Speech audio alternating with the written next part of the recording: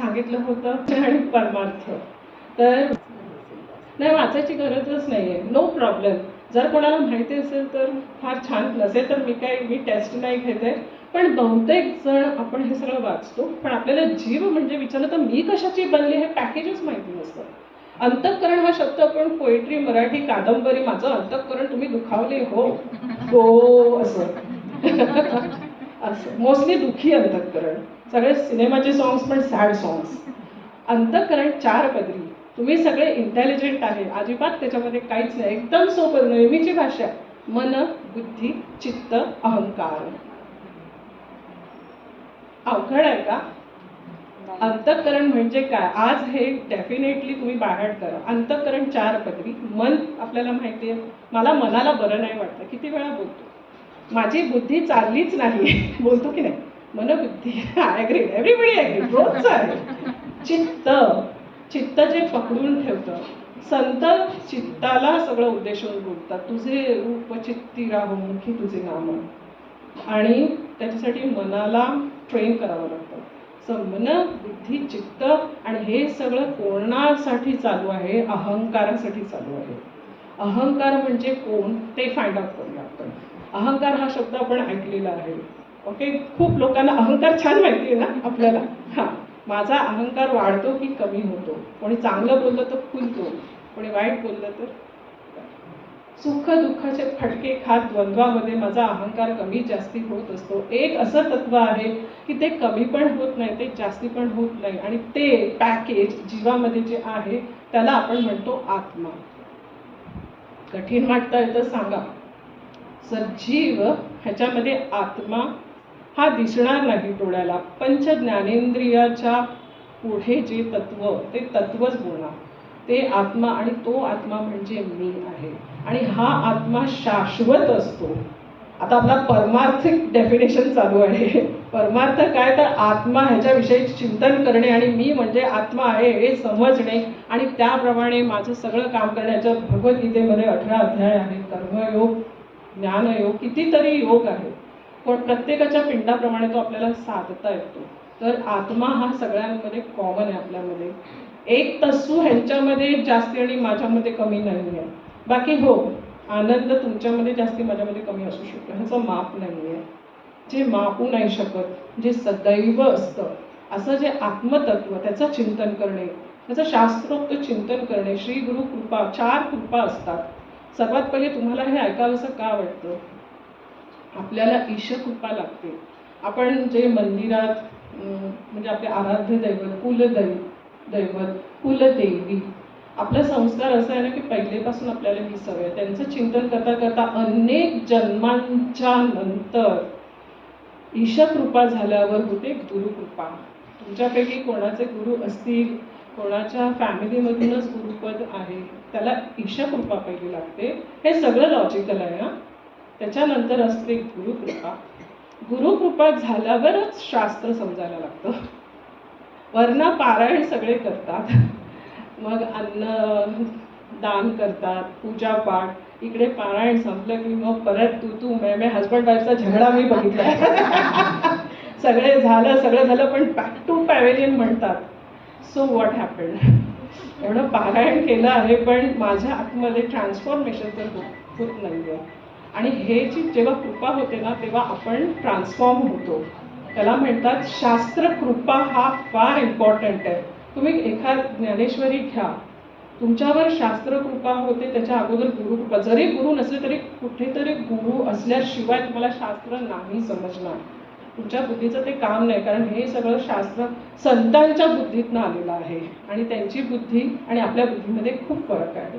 पण त्यांनी आपल्यासाठी ती व्यवस्था केली, म्हणून ईशकृपा, गुरुकृपा, शास्त्रकृपा, आणि शेवटची सर्वात डिफिकल्ट कृपा आत्मकृपा. आत्मकृपा झाल्यावर तुम्ही सांगू नाही शकाल की हो मला आत्मकृपा झालं, हो असं नाही सांगताय. कारण ती कृपा लागण्यासाठी तो आत्मा समोर नसतो, कारण तोच मी असतो. तत्वमसी म्हणतात, अहम ब्रह्मच, तेच मीच ते. आता हा खूप मोठा हे वेदांत समजायला एवढे सगळे ज्ञानेश्वरी आहे आपल्याकडे, एकनाथी भागवत आहे, हे सगळं एक ती गोष्ट की आत्मा म्हणजे मी. हे समजण्यासाठी एवढं सगळं आहे. वेदांत हा वर्षानुवर्ष तप समर्थांनी टाकळीला गेले. 12व्या वर्षी त्यांनी जो तप केला, 24व्या वर्षी त्यांनी दासबोध लिहिला. दासबोध त्यांनी जो लिहिला तो मला समजण्यासाठी त्यांचं तप आहे. माझं काय तप आहे?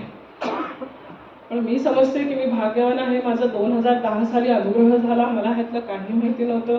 मग जसं माझ्या श्रीगुरूंची आज्ञा झाली की ब्रह्मसूत्र घे तुम्हाला, तर मला पण असं वाटतं कुठेतरी की हो बाबा, आपण 14 वर्ष तप करतोय, सतत अभ्यास करतोय, म्हणून आज मी बोलते.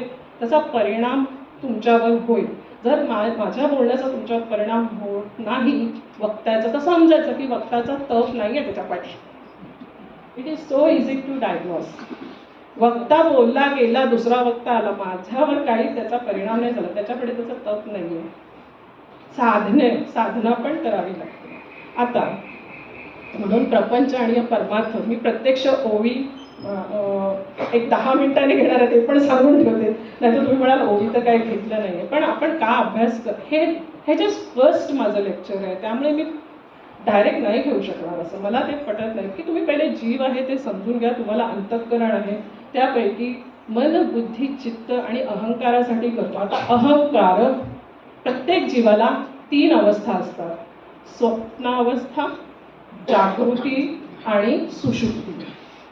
झोप, सुषुप्ती म्हणजे गाढ झोप, स्वप्न अवस्था त्याला प्रातिभासिक सत्ता, आता हे शब्द मी टाळणार आहे वापरायचं. आणि जागृती म्हणजे व्यावहारिक सत्ता. एवढं तर माहिती ना, जे आता मी ऐकतो आहे, माझं तुम्ही ऐकता, जागृत आहे तुम्ही, जागलेल्या अवस्थामध्ये आहे. आता जागृती अवस्था जी तुम्ही बसले आहेत ना, ह्यातलं काही जणांना जांभया यायला लागतील, येऊन द्या जांभया. काहींना झोप यायला लागेल, प्लीज झोपा. मला तर खूप खुशी आहे. लास्ट बेंचेस युजली झोपले, कारण का तो त्या गुणाच्या अंमलाखाली जातो. वाटलं त्यांना ते, माझं लक्ष आहे. Yes yes please go ahead and sleep. नाही प्लीज डू इट. कारण का मला माहिती आहे ना तुमच्या हातात नाही आहे ते. तर ते गुण आहेत आपल्यामध्ये 3 गुण आहेत, सत्व, रजतम. आता तुम्ही सकाळपासून काम केलं असेल, इकडे कुठलंही काम करायला, इनफॅक्ट बसायला पण रजगुण लागतो. अध्यात्माचा अभ्यास समजायला सत्वगुण लागतो. आणि झोपायला सत्वगुणच पाहिजे. तेव्हा सत्वगुण आलं तर झोप कशा नाही येणार. ये झोपा म्हणजे तुम्ही काहीतरी शारीरिक कष्ट केले आहे तर तो गुण वर येतो, झोपून घ्या. त्यात माझं मी अजिबात इन्सल्ट नाही मागणार, समजणार आहे. ओके. तर असं आपण आपल्या ह्या 3 गुणांच्या अंमलाखाली असतो. त्याच्यापैकी अध्यात्म, जे आता आपण विचार केला की परमार्थाचा हेतू आहे की सत्वगुण वाढवणे. आता सत्वगुण आहे ना सत्वगुण प्रकाश्य आणि प्रकाशक असे 2 शब्द आहेत. प्रकाश्य म्हणजे ज्याच्या प्रकाशात मला दिसते, हे प्रकाशक आहे. तुम्ही प्रकाश्य आहे, तसा आत्मा प्रकाशक आहे. तर सत्वगुण डेव्हलप करायला खूप टाईम लागतो. त्याच्यासाठी साधना करावी लागते. त्याच्यासाठी 9 प्रकारच्या भक्ती, जर तुमचा भक्ती मार्ग असेल तर ज्ञान मार्ग आहे, ध्यान मार्ग आहे, पुष्कळ आहे. आता ते गुरु ठरवतात तुम्हाला कोणता मंत्र द्यायचा, तुम्हाला नामस्मरण द्यायचं, तुम्हाला जप द्यायचं का, तुम्हाला नुसती सोहम साधना द्यायची का, हे ओळखायचं काम श्री गुरु. ते तुम्ही त्यांच्या समोर बसे की त्यांना तुमचं सगळं जन्माचं मॅथ्स समजतं. ती साधना देतात. ते साधना केली तर मग आपल्याला शास्त्र समजायला लागते. त्या ओव्या ज्या 412 वर्षापूर्वी लिहिल्या, समजतं म्हणजे काय, समजले आणि वर्तले. माझं वर्तन त्याप्रमाणे व्हायला चालू होतं तर मला सॅटिस्फॅक्शन मिळतं. असा आपल्यामध्ये तो चेंज होतोय का, हे आपण आज जो काही शॉर्ट पिरियड मी इकडे आहे, मी माझं बेस्ट ट्राय करेल आणि ते आपण करून घेणार आहोत. तुम्ही बोर झालं तर जस्ट रेज युअर हँड्स. तुम्ही सांगू शकता, I can just go to the last part. Okay, मला तसं सांगा. सो फार काही डिफिकल्ट आहे का? मी अजून ओव्या घेतलेल्या नाही आहेत. ज्या ताई ओव्यांची वाट बघता, मी फटाफट ओव्या देणार आहे त्यांना ऐकायला. ओके. तर आपला पॉईंट होता स्वप्न, जागृती, सुषुप्ती, गाढ झोपमध्ये आपले विचार आपल्या हातात असतात का? नाही. स्वप्नामध्ये तुमचं विचार तुमच्या हातात असतात का? नाही. पक्का नाही. तर मला छान स्वप्न पाहिजे, मी छानच स्वप्न बघितलं असतं. वाईट स्वप्न भूतांना काय उदिलं असतं स्वप्नामध्ये. स्वप्न माझ्या हातात नाही. अवस्था गाढ झोप लागली तरच स्वप्न पडते. जे म्हणतात ह्यांना ऑलरेडी झोप यायला लागली आहे, कारण सकाळपासून खूप काम, आम्हाला चहा नाश्ता दिला आहे, त्यामुळे आरामशीर रिलॅक्स. ओके, तर जी स्वप्न अवस्था असते ती आपल्या हातात नाही. राहिलं काय आपल्या हातात? जागृत अवस्था. जागृत अवस्था जर आपण 16 तास पकडले तर सकाळ 6 ते संध्याकाळी 6 सगळे लोक रोजीरोटीसाठी, जो चरितार्थाचं म्हणतो ना आपण, समर्थाने जायला आधी प्रपंच करावा नेटका, त्याच्यामध्ये जातो. बरं, परमार्थाच्या नावाने काय करतो? सकाळी उदबत्ती, एक दिवा फटाफट, जे काय एक स्तोत्र असतं, जे काय एक फटाफट, संध्याकाळी एक दिवा लावला, पळालो. बस एवढाच माझा आणि भगवंताचा संबंध. मग कुठले जर हे आता जसं चैत्र नवमी आली तर काही परंपरागत करतो, पण ते पण उरकण्याच्या भावाने करतो. हे मला उरकायचं, देवाला नैवेद्य दाखवायचं, मला पळायचं. त्याच्यामध्ये सत्वभाव फार कमी असतो, राजसी भावच जास्त असतो. ओके, तर मग ह्या जागृती अवस्थामध्ये एक जीव आपला भगवंतासाठी काळ काढण्यासाठी थोडासा टाइम काढायला मुद्दाम म्हणून संतांनी ब्राह्ममुहूर्त सांगितलं आहे. कारण त्यावेळी कोणी आपल्याला डिस्टर्ब करत नाही. ॲटलिस्ट पूर्वीच्या काळी. आता इंटरनेटचं जमान्यात लोक 4 वाजता झोपतात ॲक्च्युली.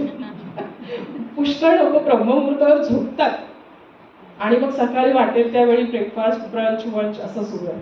तर तो जो असतो ना, तेव्हा आपण जस्ट गाढ झोपेतनं बाहेर आलेलो असतो. जसं तुम्हाला गाढ झोप लागली हे तुम्हाला कधी कळतं? उठल्यावर. जागृत अवस्थेत फर्स्ट थिंग काय येतं उठल्यावर? पहिला थॉट काय येतो? सगळे रोज झोपतात, सगळे रोज उठतात. सांगा ना, काय येतो फर्स्ट थॉट? छान झोप झाली असं सगळे विचार करतात. हो वाव, नक्की. Good good. हां, म्हणजे एक करेक्ट, तो एक शांतीचा अनुभव असतो की माझी ना झोप छान झाली. त्याच्यानंतर मग नेक्स्ट, अरे पोरांचे डबे बनवायचे हे चालू, पण बसलो आहे बेडमध्ये, पण विचार चालले धावायला. डबा लावायचा, कुकर, आज इडली सांबार आहे, आज हे असते ते दूधवाला येणार आहे. मग त्याच्यासाठी उठायला लागते कर्मेंद्रिय, मग रजोगुणची आवश्यकता असते. आपल्याला शरीर प्रत्यक्ष उचलायला लागतं, तिकडून करायला लागतं, हात पाय मुख ह्याचा वापर करावा लागतो. हे सगळे कर्मेंद्रिय, त्यांनी आपली कामं करून मग जो पूर्ण दिवस त्याच्यातच जातो, ती पूर्ण जागृत अवस्था. तर त्याच्या पहिले, ते करायच्या पहिले झोपेतनं उठल्यावर, शौच वगैरे झाल्यावर जर आपण एके ठिकाणी बसलं, before starting our daily routine, एक 10 मिनिट्स तुम्ही जर बसलात, कारण तो काळ आपलं शरीर शांत झालेलं असतं झोपेत. जर चांगली झोप लागली तर विचार कमी असतात खूप. जस्ट तसं म्हणाला, चांगली झोप लागली हाच एक विचार असतो. त्या पिरियडमध्ये भगवंताचं नाव घेतलं तर ते खूप इफेक्टिव्ह होतं. तुम्ही साधं कोणत्या देवाचं नाव घ्या, याद करा. साधना सांगणारी मी नाही. आता माझा एक इथे माझ्या श्री गुरूंनी एक खूप छान सेंटेन्स जे सगळ्यांना करता येईल ते मी तुम्हाला एक प्रॅक्टिकल ॲप्लिकेशन सांगून जाते आज. ओके, आणि ते तुम्ही ग्रुप बनवा, फीडबॅक घ्या की तुझं होतंय का, तुझं होतं कारण तुला काय वाटतं. मला आवडेल फीडबॅक, मला पण कळेल की काय तुमच्यावर असं होतं. तर एक सेंटेन्स तुम्ही सगळ्यांनी बोलायचं आहे आता. ओके, जे जे माझे आहे ते ते मी नाही. आणखी जोरात बोला. आणखीन एकदा बोला.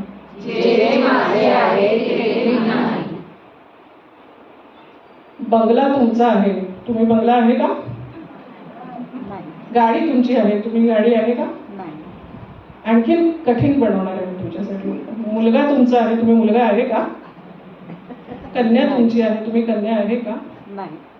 आई तुमची आहे, तुम्ही आई आहे का? आणि तुम्ही काय करता मग? सांगा, काय काय चालू असतो? नवरा तुमचा आहे,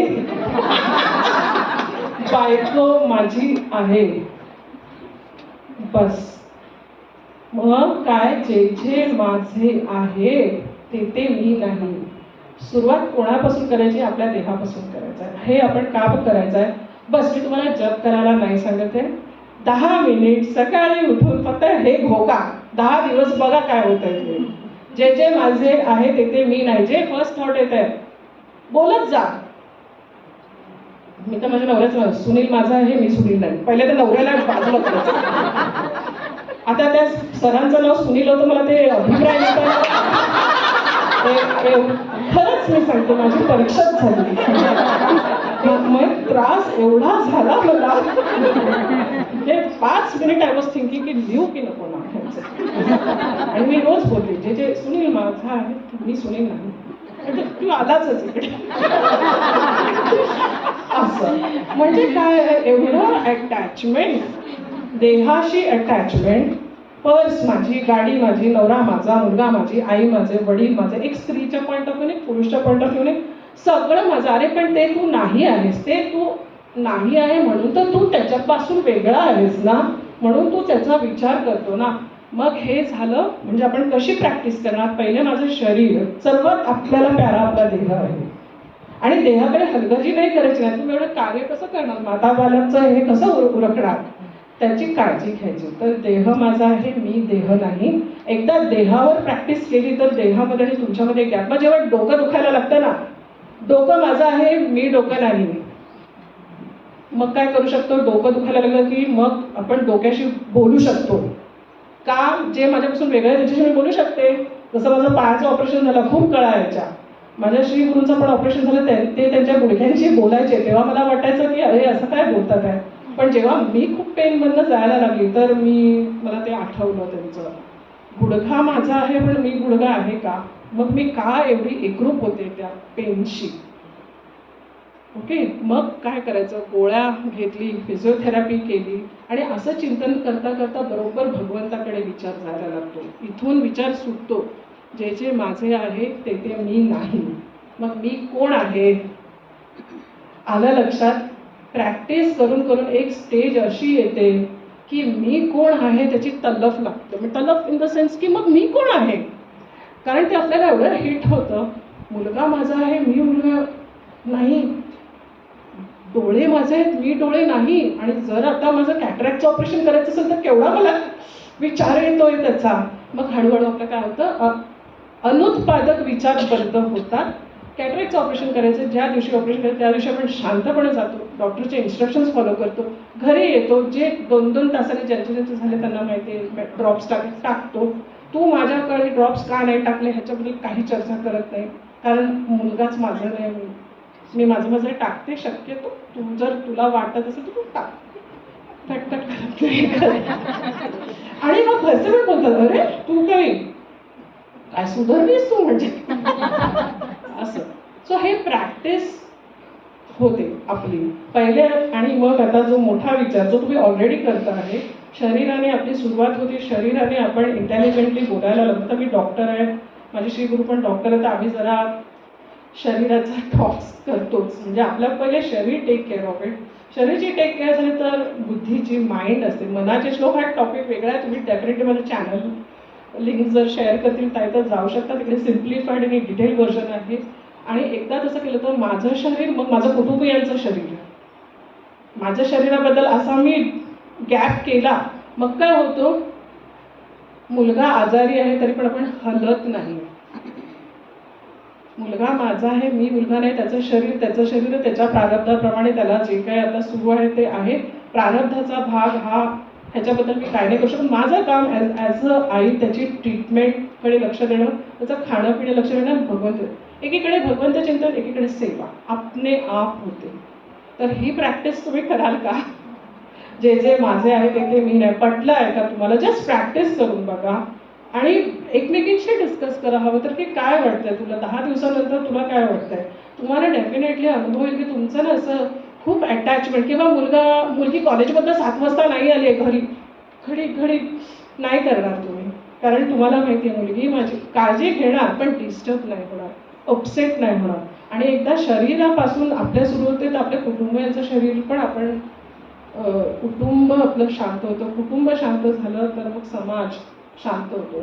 आता तुम्ही ही प्रॅक्टिस केली, तुमच्यामध्ये चेंजेस दिसले, तुमची शेजारी त्यांना ते चेंजेस दिसले आणि मग हळूहळू राष्ट्रपर्यंत ती फ्लो जाते शांतीची.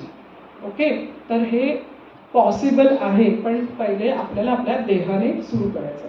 आता हे झालं जे मी खूप प्रॅक्टिस केलं आहे, कारण मी खूप इमोशनल आहे. मी संजीवनी त्यांचा जो प्रेझेंटेशन बघितला, अजून पण आहे, मी खूप रडली. मी जवळजवळ अर्धा तास रडत होती की ह्यांचं कार्य कुठून यांना हिंमत. मग म्हटलं अरे तूच म्हणतेस की ईश्वराची ताकद आहे ती, त्यांचं पाठबळ त्यांच्या पुढे आहे, मग तू काय रडतेस, करणारे ते आहे. पण एकेकाचा इमोशनल स्वभाव असतो तसा, ते हळूहळू कमी होतं आणि आपण आपलं काम शांतपणे करू शकतो. आता म्हणून जागृतीची अवस्था, योग्य टायमिंग, तुम्ही सगळं टायमिंगचा चांगला वापर करता तर आपण तीन स्टेट्समध्ये आपण ऑपरेट करतो. आणि जी समर्थांची जी शिकवण आहे टोटली, आता तुम्ही म्हणाल ते प्रपंचासाठी पण बोलतात आहे. एकीकडे जो तुम्ही म्हणाला मुद्दा मेन आपला, त्याच्यावर मी येते आहे आता. नाहीतर तुम्ही म्हणाल की त्याच्यावर मी काय बोलली नाही आहे, तर त्याच्यासाठी मी डायरेक्ट ओवीकडे जाते. मी बरंच काय लिहून आणलं होतं, बट आय डोंट थिंक एक सर्वात कॉमन आणि फेमस आहे की आधी प्रपंच करावा नेटका, तुम्हाला पाठ असेल, मला पाठ नाही आहे. मग घ्यावे परमार्थ विवेका, येथे आळस करू नका विवेकी. आता हेच जे आत्ता जे मी सगळं सांगितलं ना, हे टाईम मॅनेजमेंटबद्दल सांगितलं की दिवसभरात आपण चरितार्थाचा विचार करतो, तर ॲटलिस्ट उत्तरार्ध. आता आपल्यापैकी जसे ते सर रिटायर झाले आहेत, पण ते अजून पण सेवामध्ये आहे. नाहीतर मुंबईमध्ये लोक रिटायर होतात आणि मी काय करू, दिवसभर ऑफिसमध्ये ते घरी, म्हणजे अक्षरशः म्हणजे बायको म्हणते, मला वाटायचं की हे घरी बसले तर चांगलं, उलट हे ऑफिसमध्ये जातात तर बरं होतं असं. तर हा विचार आहे ना पहिलेपासून करून ठेवला की मी रिटायर झालो, माझा प्रपंच तर मी नेटका केला, पण परमार्थाचं काय, त्याच्यापुढे प्रपंचात राहून मला परमार्थ करायचा आहे. तर म्हणजे साधनेची सवय आपण जी सुरू कराल आत्ताच, म्हणजे तुम्ही ना सगळे खूप यंग दिसताय, तर माझा तो प्रॉब्लेम झाला. कारण मी सगळ्यांना 30 आणि मग म्हणजे संभाव सगळे खूप यंग दिसतात तिकडे, तर मी आता सांगत नाही, पण आय थिंक 30+ ह्यांनी रेफरन्स दिला होता. तर 30+ जर तुम्ही हे आता सुरू करेल तर 50s नंतर 60s नंतर तुमच्या पुढे, जसं की आता माझं वय 56 आहे, पण मला यावं लागलं इकडे सुरू. देव ती आपल्याला व्यवस्था करतो की आपण भगवंत चिंतन. ह्या कीर्तनाला ह्यांना मी सांगितलं तुम्ही जोरदार सुरू करा, वेगवेगळ्या साड्या घाला आणि उभं राहा, रामासाठी उभे राहा. ती त्यांचा प्रपंच झाला, आता तुम्ही परमार्थाला लागा. तशी देवाज्ञा आहे तुम्हाला. अशी सिच्युएशन आपण शांतपणे हँडल करू शकतो. आता प्रपंच सावधपणे करा, समर्थ सावध साक्षेपी दक्ष. ह्यासाठीच असं म्हणतात, प्रपंची तो सावधान, तो परमार्थ करील जाणं, प्रपंची जो अप्रमाण, तो परमार्थी खोटा. काय समजले? जर तुम्ही प्रपंचात खोटेपणा कराल ना, प्लीज परमार्थाकडे जाऊ नका, कारण तिकडे पण खोटेपणाच कराल. प्रपंच खरेपणाने केला तरच परमार्थ खरेपणाने. कन्फ्युजन दूर झालं का? Confusion please give me the feedback. Is there any confusion in this? Very clear. प्रपंच नाही, बसा ना प्लीज. अरे तुम्ही, मी काय थोडी शिक्षा देते. प्रपंच प्रामाणिकपणे जी व्यक्ती करते, स्त्री असो वा पुरुष, तो सचोटीने परमार्थ 100% त्याचा यश. कारण हे मी नाही म्हटले, समर्थांनी हे दिलंय आपल्याला, समर्थांनी हे आश्वासन दिलं आपल्याला. म्हणून ते सावधपणे प्रपंच करायला सांगतात. आणि प्रपंच सावधपणे करायचं म्हणजे काय करायचं, आमचं खूप डिस्कशन होत होतं. मी सगळ्यांशी स्कूलमध्ये भेटले. 3 गोष्टी फॉलो करायच्या, जे ऑलरेडी माता बालक संस्थांमध्ये फॉलो 100% केले जातात. न्याय, नीती आणि धर्म, 3 गोष्टींनी चालायचं. न्याय म्हणजे खरं की खोटं. त्या आल्या की नाही मला माहिती नाही, ज्या वसुलीला जातात. त्या म्हणाल्या की काय काय लोक लपून बसतात चुलीकडे घरी. खोटं त्याला ते न्यायाप्रमाणे नाही आहे. ओके, साधं ड्रायव्हिंग करायचं तर ड्रायव्हिंग लायसन्स रूल्स फॉलो करतो. जर मी ड्रायव्हिंग लायसन्स माझ्याकडे आहे आणि मी धर्माने नाही झाले, ॲक्सिडेंट केला, सोडून दिलं, अधर्म झाला. साधा ड्रायव्हिंगमध्ये पण मी अधर्म करू शकते. त्यासाठी न्याय, नीती आणि धर्म, ह्या 3 गोष्टी फॉलो केल्या तर 100% प्रपंच खरा होतो. खरा इन द सेन्स प्रामाणिक. जर प्रामाणिक प्रपंच झाला तर परमार्थ 100% फॉर शुअर, कोणाला विचारायची गरज नाही, तुम्ही करू शकता. ओके, तर अशी ही आणखीन एक वॉर्निंग, ज्यांना ज्यांना वाटतं की नाही मी प्रपंच सोडणं, बहुतेकांना इकडे नाही वाटत पण तुमच्यासाठी आणखीन एक की प्रपंच सांडून परमार्थ कराल तेणे तुम्ही कष्टी व्हाल, प्रपंच परमार्थ चालवाल तरी तुम्ही विवेकी. प्रपंचाकडे जर दुर्लक्ष कराल आणि परमार्थ कराल, बोलतात ना लोक तू काय मंदिरात जाऊन तुझ्या घरी पण काय चालू आहे, त्या बाईच्या घरी तर असं सगळं, आणि ती तिकडे देवाचं काय करते. प्रपंच तर तुम्ही मग त्याला विवेकी नाही आहे. आणि माता बालक संस्थाच्या फार आम्ही इतक्या गोष्टी बघितल्या. मी एक गोष्ट पाहिली, ते सगळे सर ज्यांनी आम्हाला दाखवलं, हर चीजच्या पाठी विचार आहे, विचार ऑलरेडी की मी हे का करायचं आहे, हे करून काय, जसं की फॉर एक्झाम्पल ती चिक्की बनवायची आहे, त्याचा मॅप, त्याचं स्टेप्स होते, स्टेप्स नंतर त्याचे इन्ग्रेडियंट्स, ते कसं बनवायचं, किती ग्राम आणि विकायचं आणि त्याचे रेट्स, तो एंड केवढा हा विचार आहे. साध्या ह्याच्यात एवढा विचार. मग अशा व्यक्ती जर प्रपंचाला लागली तर तुम्ही विचार करा, उद्या सुनील सर प्रपंचाला लागले सोडून आणि परमार्थ करायला गेले, बेस्ट प्रवचनकार होतील ते. कारण त्यांच्या पाठीने पुष्कळ, आमच्या डॉक्टर काका परिवारामध्ये पुष्कळ मास्टर कोल्हापूरमध्ये मुरगुडले, ते रिटायर होऊन सगळे आता गुरुपदावर गेले. यू प्रोग्रेस झाली त्यांची, 4-5 वर्ष शाळेत जाऊन, आणि आता तर ते गुरुपदावर, आणि ते स्वतः आता दीक्षा देऊ शकतात. I am sure. मला असं वाटतं, जे ते बोलून घेतात, पण मला असं वाटतं की जो एवढा चांगला प्रपंच करू शकतो, तुम्हाला तर काय, मला तुम्ही खरंच माझ्या गुरूंची आठवण येते. मी हिला बोलली होती तुम्हाला पाहून, ते एक वाईब्स तयार होते त्या व्यक्तीची. आणि असा हा माता बालक स्टाफसाठी मी एक ओवी ऑलरेडी काढली आहे. बोलतो खरे, चालतो खरे, त्यास मानिती लहान थोरे, न्याय अन्याय परस्परे सहजची कळे. जो योग्य ते बोलतो, इथे प्रत्येक व्यक्ती योग्य बोलत होती, तसेच स्वतः वागतो. अलग अलग डिपार्टमेंट्स होते, पण वसुलीवाले अकाउंट्सची कामं बघतात, आणि जे काय ते बँकिंगवाले, त्यांचं मला नाव नाही माहिती मराठीत, ते फॉलो करतात सपदा ताईंना, आणि मग ते काउन्सिलिंगकडे त्यांची ती करतात. म्हणजे it's a collective work, team work. आणि मग असं असं तर तुम्हाला मान का नाही मिळणार समाजात, कारण जसं आपण बोलतो तसं एकदा करून दाखवतो. आणि आता त्याच्या पाठी तुमच्यासाठी एक ओवी, आणि उत्तम पुरुष निरूपण म्हणून मी घेतली आहे संजीव. आणि खरंच माझ्यापुढे ही ओवी दिसत होती की जेव्हा मी यांना पाहिलं पण नव्हतं, जस्ट संध्याकडनं ऐकलं होतं. पण तुम्ही खरंच सांगा की ही ह्यांना मॅच आहे की नाही. स्वये आपण कष्टावे, बहुतास सोसित जावे, झिजोन कीर्तीस पुरावे नाना प्रकारे. जनकल्याणासाठी स्वतःचा देह वापरून घ्यायचा, वापरतातच आहे ते, काठी घेऊन आले आहे तिकडे, स्वतःच्या मेडिकल इश्यूज ते त्यात डील करतात आहे. स्वये आपण कष्टावे, खुद एवढे कष्ट करतात. मी कधी पण बघते, हर एक जण म्हणतात की संजीवनी ताई त्यांच्यासाठी आम्ही करतो, पेमेंट कुठून येतं माहिती नाही, ते संजीवनी हे कुठे नाही बघायला मिळालं. मुंबईमध्ये 1-1 लाख 50-50 हजार पेमेंट आहे, पण तोंडं बारीक असतात त्यांची.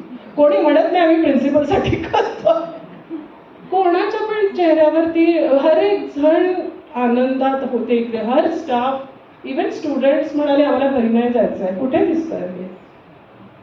तर हे प्रेरणाचा स्रोत, त्यांना तुम्ही ऑटोमॅटिक बघताय, फॉलो करताय. आज इतके वर्ष म्हणजे तुम्ही ते बघितलंय त्यांचं कार्य, ते ऑटोमॅटिक सत्संग म्हणतात ना तो होतो. आणि झिजोनी कीर्तीस उरावे, झिजणे नाना प्रकार तुमच्या इन्स्टिट्यूटचे मी बघितले आहे किती आहेत, आणि अजून पण ते आता करतातच आहे. ओके, तर मग आय थिंक आजच्यासाठी एवढं पुरे की अजून काय ऐकायचं तर सांगा. मी पुष्कळ काही लिहिलं आहे, पण आय एम शुअर की हे अवघड आहे, खूप अवघड आहे. हां, पण तुम्ही केव्हाही मला बोलू शकता किंवा झूम मीटवर बोलू शकता. पण तुम्ही जर प्रॅक्टिस कराल, अध्यात्म आणि प्रपंच वेगवेगळा नाही आहे, तो कधी पण मिक्स. मग तुम्ही म्हणाल की मनाचे श्लोकवाले समर्थक करेक्ट होते की आत्माराम आता आत्माराममध्ये सगळं निर्गुण आहे. म्हणजे सॉरी, ती तुम्हाला जायलाच लागणार ते स्टडी करताना. मग आत्माराम पुष्कळ लोकांना समजत नाही, कारण फक्त आत्मा आणि राम ह्याचा संबंध आहे. हळूहळू ते असेंडिंग ऑर्डरमध्ये तरक्की होते. वी हॅव टू बिगिन आपल्या देहापासून. मी म्हणजे देह नाही, मग मी कोण आहे? मी म्हणजे आत्मा. तत्त्वमसि असं गुरु सांगतात आणि अहम ब्रह्मास्मी आपण ते अनुभवतो. हेच वेदांताचं एक वाक्याचं सार आहे. आणि जी कर्मफुले आहेत त्यातलं जे सूत्र संजीवनीत आहे तो धागा आहे. आणि तुम्ही ज्या पद्धतीने कलरफुल साड्या घातल्यात ना, Haldi Kunku, orange colour, pink colour, हे तुम्ही ना त्यांचे कर्मफुलं आहेत जे ते पिरवतात आहे. की अश्विनी ताईचं एक कर्मफूल असं, आणि तो जो गार्लँड आहे, जो हार आहे, तो आपण देवीवर चढवला आहे तुमच्या कर्मफुलांचा. सूत्र ते होणार, आणि ते सूत्रामध्ये कोणतं फूल कसं घालायचं ती प्रेरणा भगवंतच देतो, त्याच्याशिवाय ती प्रेरणा होत नाही. आणि एक समर्थांचाच विषय आहे, तर मारुतीबाबा रामदासांचं मी नेहमी लक्षात ठेवते. ते म्हणतात नेहमी, समर्थची या घरचे श्वान त्यासी सर्वही देते मला. असं आहे. आता त्या समर्थांचं आपण दासबोधाचं आपण तर श्वान त्यांच्या घरचेच आहोत आपण. त्यांनी ते शास्त्र आपल्या प्रत्येकाच्या घरी, मी ते लायब्ररीमध्ये बघितलं दासबोध बेलसरेंचं आहे, मग ते आपलं घरचंच आहे ते. तर ह्या आता जी चैत्र नवमी आहे, तुमच्या सगळ्या शक्तींचा मला आविष्कार पाहायला मिळाला, विटनेस केलं मी ते खरं. तर ही शक्ती जी आहे ती अशीच, जी मेन आपली, तसं आपण नवदुर्गाचं बघतो ना, की एक दुर्गाचा फोटो असतो आणि असे सगळे हात असतात सगळ्या बाजूने, तर ते तुम्ही येता ह्यांच्या पाठचे. नाही, तसंच आहे ना, एवढे सगळे हात मिळून एक शक्ती जी ओरिजिनल आहे त्याला बघूनच हे सगळे प्रेरणा. तर मग अशी शक्ती माझ्या तुमच्यात सगळ्यांना ती शक्ती आपल्याला मिळो आणि आपण आपला प्रपंच व्यवस्थित सांभाळून परमार्थ करू शकतो, असं समर्थांनी आपल्याला आशीर्वादच दिले आहे. ती शक्ती तुम्हाला मला सगळ्यांना मिळो, आणि असं सांगून मी माझं शब्दांना विराम देते. जय जय रघुवीर समर्थ.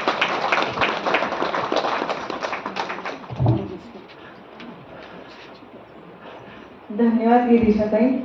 मला वाटते सर्व सख्यांचा आणि माझा कन्फ्युजन दूर झालेला आहे, गोंधळ मिटलेला आहे. प्रपंच प्रामाणिकपणे करावा आणि मग परमार्थ करावा, म्हणजे तोच परमार्थ आपल्याला